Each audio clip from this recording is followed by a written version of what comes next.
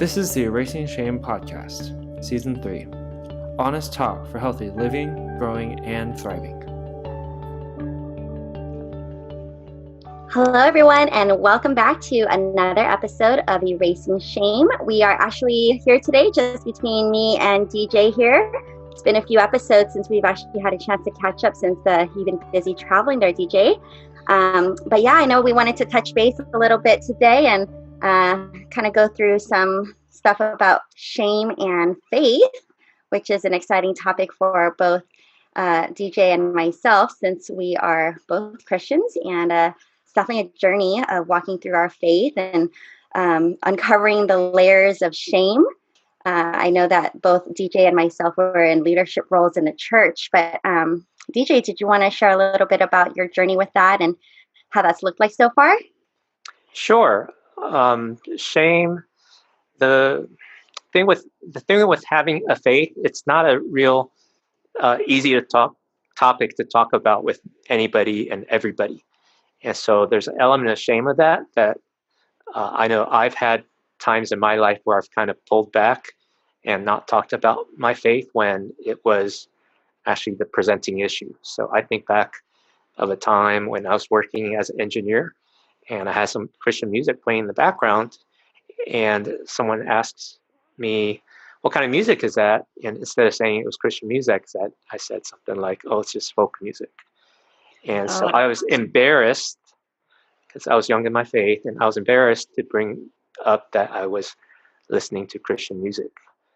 And so embarrassment's kind of next door to shame, but there's also the shame piece of it, because I'm not as bold as I could be. And there's a Bible verse in the book of Romans where the Apostle Paul, the author of that book, says, "I'm not ashamed of the gospel."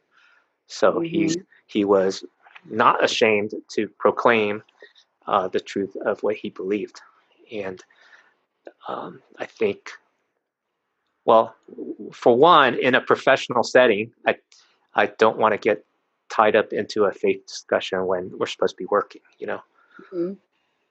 Yeah, so that's been on my mind, and when I'm in different situations, particularly non-faith situations, like the rest of life besides church, then I hesitate to bring it up. And I wonder how much that is related to shame.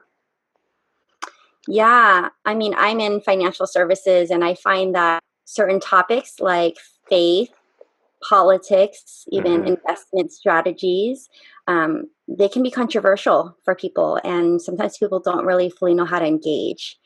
As it pertains to our faith, though, it's such a big part of who we are, because we're all meant to be spiritual in some way.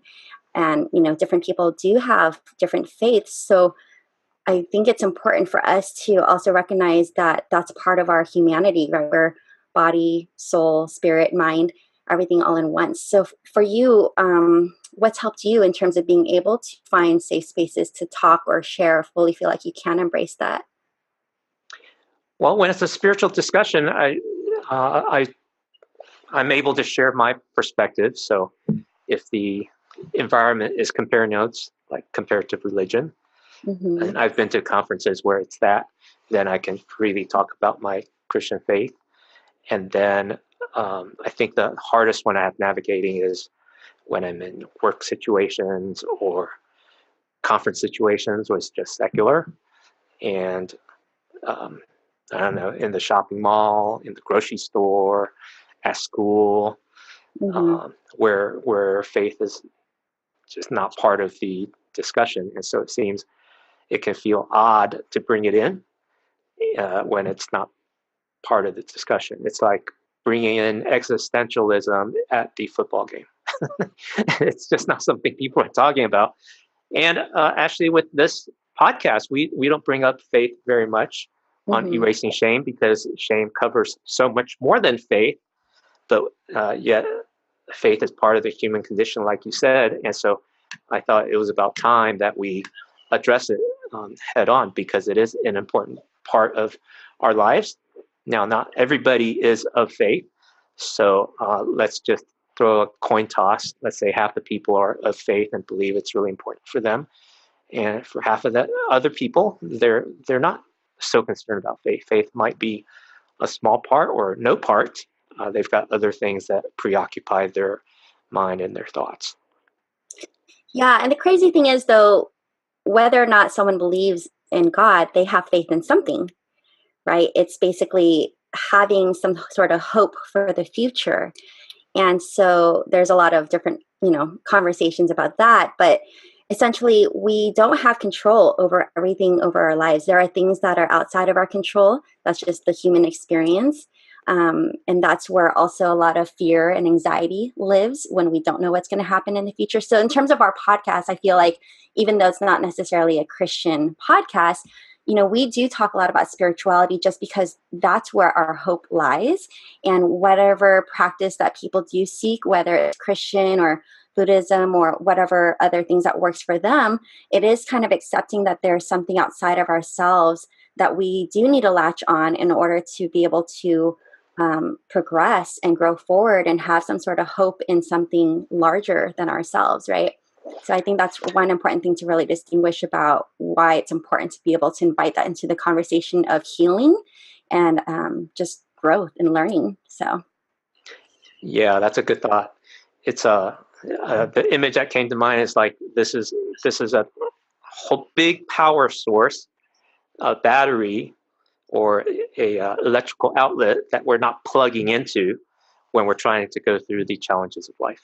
And certainly shame is a big dark black hole that keeps us hidden and weighed down with things. And this is one more resource and a very powerful one at that. So sometimes when I talk about my struggle with mental illness, sometimes I mention faith, sometimes not. And for me personally, faith has been a big part of my recovery because that's what gave me the transcendence to look beyond my immediate situation. And I needed to look for help outside of myself than just what I could muster up inside. And it's a very common teaching for people to look inside and to find your own voice and to be self-compassionate. And those are good things, but sometimes that's not enough. And that's what I found for me. It wasn't enough. And so I had to look outside and reach out for help from other people, reach out for help from medication, and reach out for help from my understanding of God. And one of the things I found interesting, and I think about this quite a bit because I grew up in a non-Christian home, so I know what it was like to be non-faith and to have faith. And I think about that juxtaposition for people that are not of faith and how they live their life. And sometimes the categories we have now as Christians just don't fit those that don't have faith.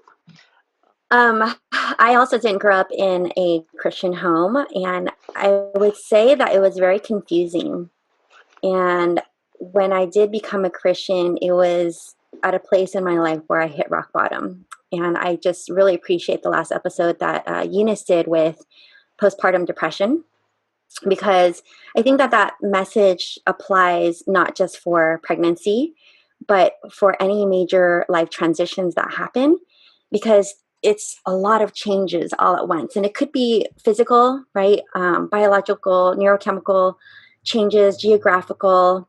And there's this expectation on the other side that you got it all together. And maybe it's a new exciting start, a new exciting journey.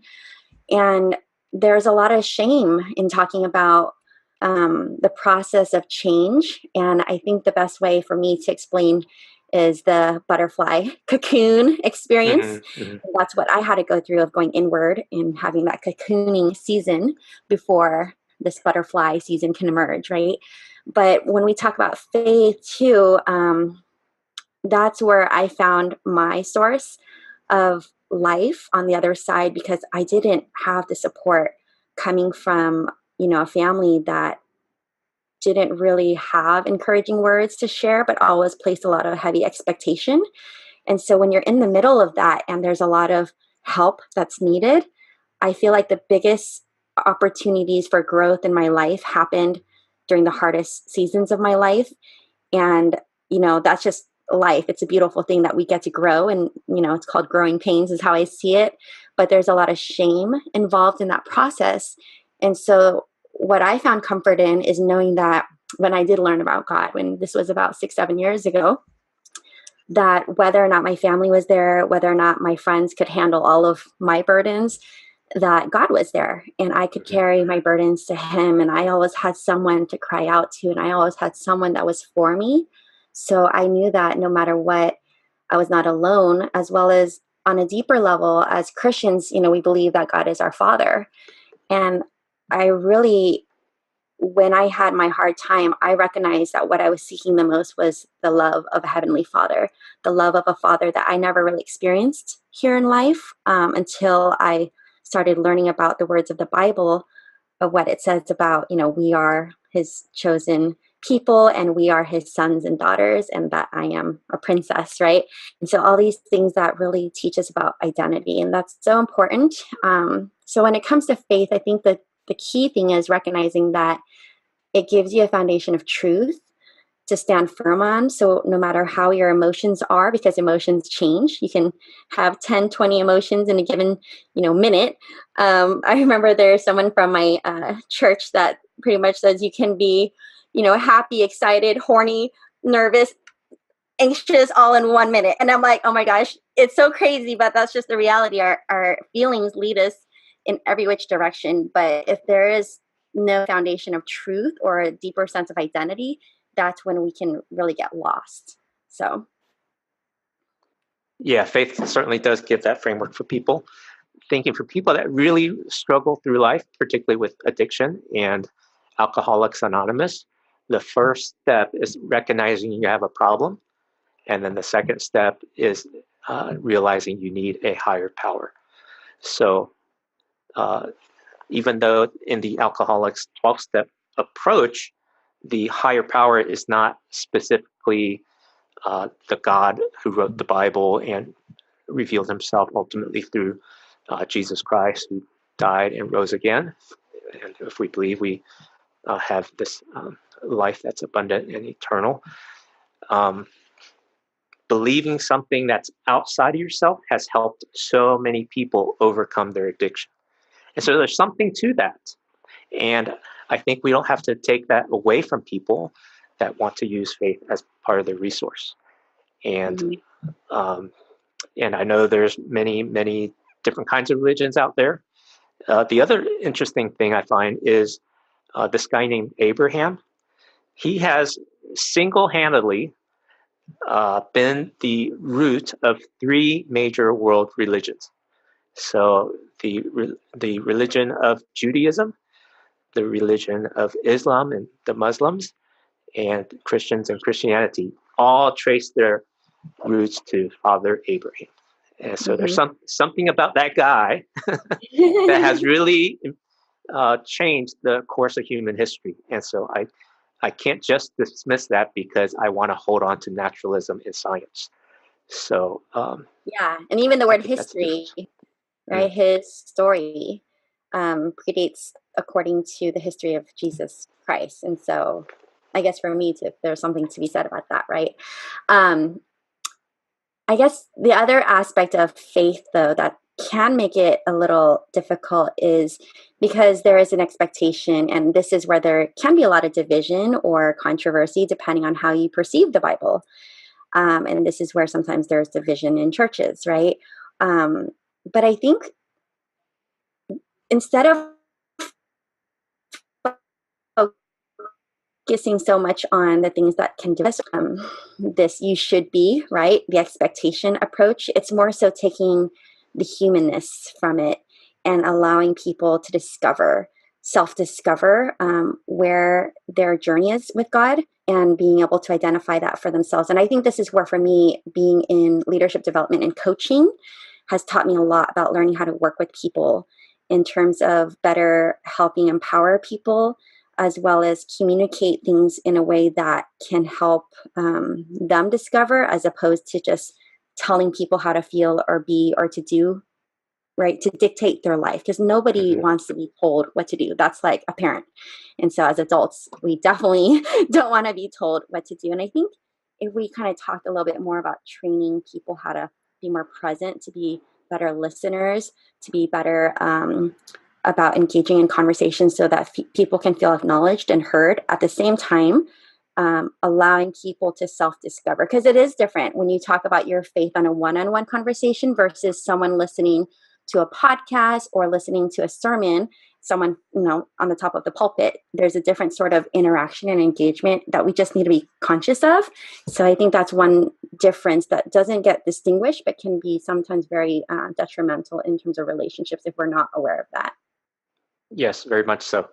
And at this point, I think it's fair and necessary to acknowledge that in some religious circles, that has been actually the very painful and hurtful part of creating shame on people in a religious community because they don't conform to that community's rules.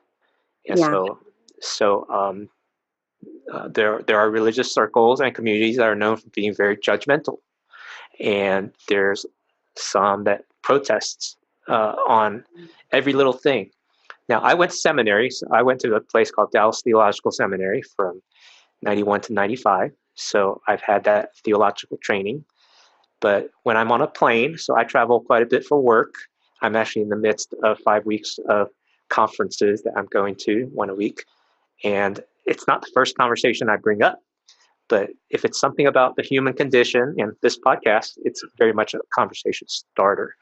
So I think relating to people on a human level is much more helpful, and it doesn't trigger the shame and the judgment and the pains that people may have had. But even at Dallas Theological Seminary, which is known to be pretty conservative, we had a bus across the street from our graduation theater of people that were protesting because we had women that wore lipsticks.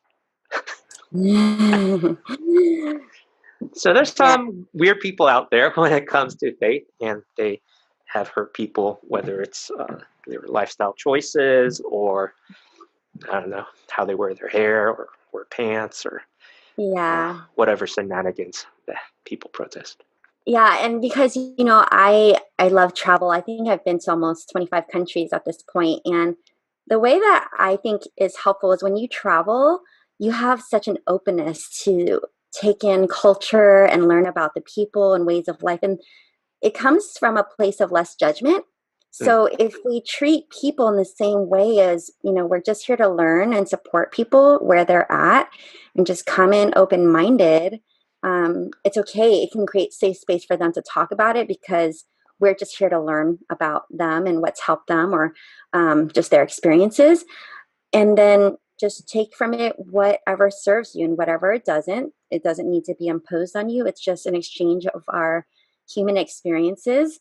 And, I think that's one cool thing about traveling internationally is you do get to meet a lot of people on an international level that, we all just want to embrace one another and diversity and culture. And if we can bring that a little bit more here in America, just because Americans don't always necessarily travel as much. We are a very big country, so traveling to another state is kind of like traveling 5 countries in Europe. But I think introducing more culturally conscious conversations, I think, would also be helpful. Yeah, very good. And as we continue our conversations here at Erasing Shame, I hope to bring some people of different faith perspectives so that we can exchange notes and understand our humanity in different ways as well. So that's something I hope to do in the future. Yeah, and then it's really interesting because I'm learning about the psychology of shame. And through my life skills class, I'm hoping that I'll bring on, one of the members from the program just so that they can kind of go through it more in depth. And I do hold back in terms of sometimes what I share because I don't want to, I'm not a certified trainer or expert in that yet. So in terms of sharing that information, I don't want to say too much that it's misguiding. However, in a general sense, there is a psychology of shame. And as we, let's just say, as we're born and we don't fully develop and certain parts of our brain are not nurtured correctly, we do go through arrested development, which therefore causes us to maybe not fully develop that part of our brain that's more compassionate, more open, more trusting. more emotionally connected. And that also hinders us from connecting to God on a spiritual level. So there's a lot of different things that, because if your parents were raised a certain way, they probably raised you a certain way, it just kind of gets passed down. But here in America, we hear a lot of things like Head Start programs, where now they start really valuing the developmental stages of children from the time that they're born, because we understand the impact that it has for adults later on in life. And as it pertains to shame, there is a psychological impact that stays with us. And so I think it's really important to note that, sometimes physiologically, that's just kind of something that we have to be aware of. And so I think it's been interesting learning about that, because I was like, wow, there's so much within the Asian culture, and I'm sure a lot of other shame-based cultures that today we get to embrace, such as food. But imagine if the Asian community did not have food, how else would we connect? Like, I feel like it's our main source of connecting. And it came as a result of probably, right, this arrested development feeling, because most people can't talk about their emotions or can't talk about their pain, which in terms of the Brene Brown and American pop culture, it's like you connect through vulnerability. Yeah. So when it comes to God, there's beauty in both, right? Because there's something beautiful in terms of dining with people. And so that's biblical, that we do get to dine and have fellowship, but also that it's when we open up ourselves on a deeper level is where our hearts can connect, or our spirits can connect to others in this world. Yeah, very good. And since we're talking about wishes, if I may, there's a really good book called The Soul of Shame by Kurt Thompson. He talks about this whole neurobiology and the chemical toxic things that happen in your brain because of shame. And so there's a whole nother layer beyond the psychology that is the neurobiology. So there's definitely a physical part. Shame actually can harm you. It's not just an emotion that comes and goes. And so there's that. And over the weekend, I came across a website called the Center of Healing Shame. And they have some really good courses and ebooks and webinars about healing shame. And it's another modality, another method for navigating the psychological conversation. So I hope to learn more about them. And if they're open to join on a show, we can definitely learn a lot from that as well. Yeah, and I'm going through a lot of that too right now, of how to overcome shame in my class. And in a nutshell, when we have shame, it means that there was a pain there. So in order to overcome it, we must address it. We must confront the shame, the pain. Translate shame to pain. What was the pain? What was the loss? What didn't you get as a child? Or what were you, feeling in that moment? And kind of going back to our first episode for this season, right? Basically processing that through so that it can properly exit your body. But yeah, there are ways to overcome it. And because everything is on a physiological level in terms of our brain, it's understanding the power of the brain and rewiring the brain. So yeah. Very good. I would say too, I don't know for you, did you experience a lot of shame in terms of, you said you didn't grow up Christian. And so I don't know when you had found God, but for me, that was 6 years ago. Was there shame in becoming a Christian? Because I feel like Chinese culture, there is a big Christian population. Whereas for me, being a Vietnamese, I know I'm Vietnamese Chinese, but I do identify a little bit more on my Vietnamese side. However, both sides of my family, on my Vietnamese and Chinese side, they're not Christian. So there was a lot of, I guess, a sense of abandonment to my family that I chose to go a different way. And almost even when I spoke to my mom some months ago and we had our big talk, she was like, "You never asked me permission to be a Christian." And I'm like, I didn't know that I had to, right? Because I'm an American and my brain doesn't think that I have to. Whereas a lot of my family, because they still operate under the traditional values of having to have parents approve of things, then, it was kind of a weird conversation that when she brought that up. But yeah, I do feel like for them, there was a sense of like there was disloyalty when I chose to pursue my faith. But for me, there's a lot of shame in some situations, whether or not I identified it in that moment or not. There was a lot of shame in choosing to branch out from the collective group's sort of belief systems or their value systems. Yeah, I've certainly had my share of difficulties at home. My dad is a very upstanding and loyal Chinese person, so very proud of being Chinese and proud of being honest and proud of the ancestral family values. And so for me to become Christian towards the end of my high school years was not so much a sign of disloyalty, but a concern of fear, because my dad's biggest fear was that when you become a Christian or a church member, you would have to start tithing, which means giving a small percentage of your income in service to the church, and he didn't want us doing that. And then when I decided to go to seminary, that was at the age of 25. That was a very difficult discussion because I wanted to let him know and kind of ask for his blessing or permission. But I went into that meeting with a lot of fear and trepidation because I didn't want to be disowned.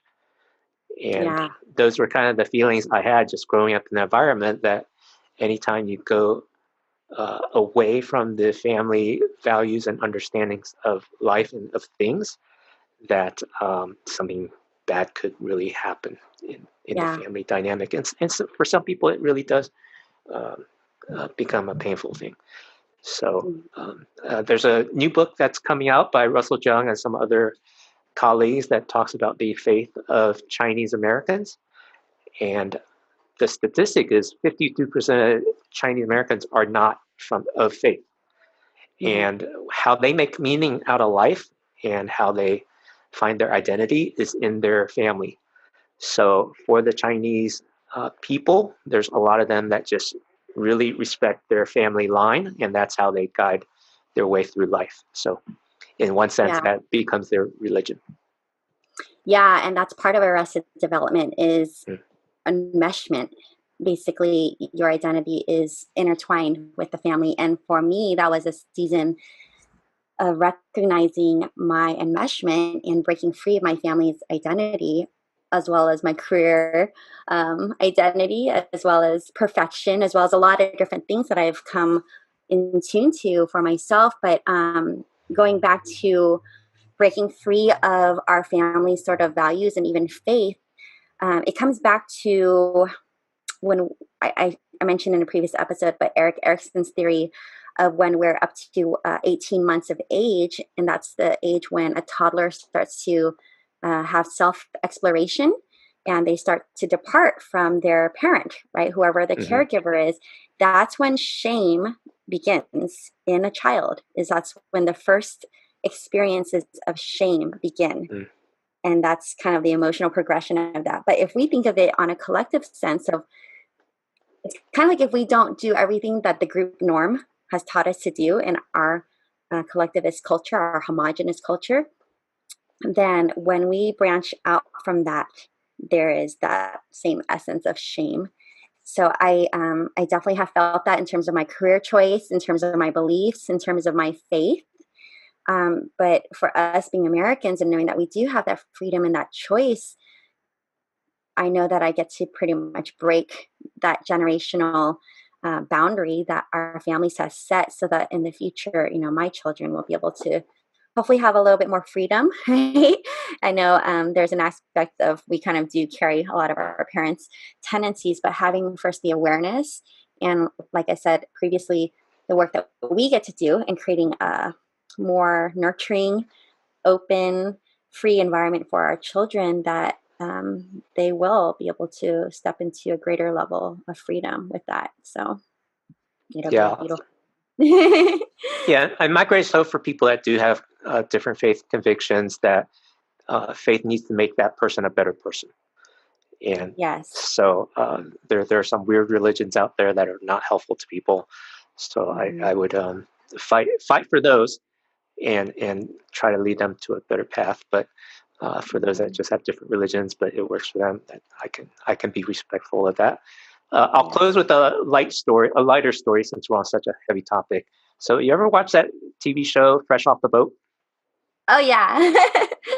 Yeah. So there's one episode where one of the I think 3 sons.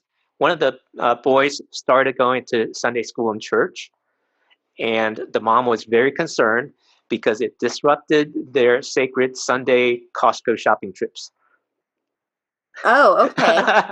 It's religion for them. And so, yeah, so when someone gets more involved in a church life, it can disrupt their family life, and that's relationship, and that's what's the thing that's hard to navigate. Not so much the faith part, but the disruption of the family. And so perhaps that's a situation for others as well. I know from my years of pastoring and just counseling with other young adults that the hardest thing is for them to stay more committed in church because they have family obligations and family routines. So yeah, and we see that a lot with married couples if they have 2 people of different faith. But I think there's a disruption there in terms of the family cohesion and just a collective unit. But there's also, on a deeper level, I think a lack of control. So if you have a parent or a spouse that now is receiving information from a higher power, right? They're no longer the person who is the main source of greater wisdom or knowledge. And so I think you lose a little bit of weight in terms of that person's life and the influence that you have. So that can be a little bit of a challenge as well. And because the arrested development, the brain for anybody who has arrested development and shame is very interesting, because I learned that perfection is a form of shame. So if you have perfection, 100%, you have shame. Like it could be different levels of it, but perfection equals shame. So when we're so caught up into doing things our way or expecting it to look a certain way, and then we lose control of that, there is that inner feeling of, ooh, like, am I good enough? Am I worthy? Does my voice matter? Maybe, all those different internal dialogue and feelings that we start feeling about shame. Well, that sounds like a great topic for a future episode, shame and perfectionism. Yeah, well, I think Andrew Min kind of did that, right? So I learned a lot from his episode, actually. Yeah. So great. Awesome. Well, it's definitely fun having a chance to interview you today. I think it's a little bit more fun on the other side. But thank you, everyone, so much for tuning in. Please share this with other people that you think it could help. We just definitely want to be able to utilize this as a way for other people to find safe dialogue and being able to also go through their healing journey. But continue to check us out on Erasing Shame, and that's going to be goodbye for now. We are Erasing Shame, one story at a time. Thank you for being a part of Erasing Shame. Please rate and review on iTunes, subscribe on YouTube, and like on Facebook. Share with your friends and followers. Together, we are Erasing Shame, one story at a time. Get all the details at erasingshame.com.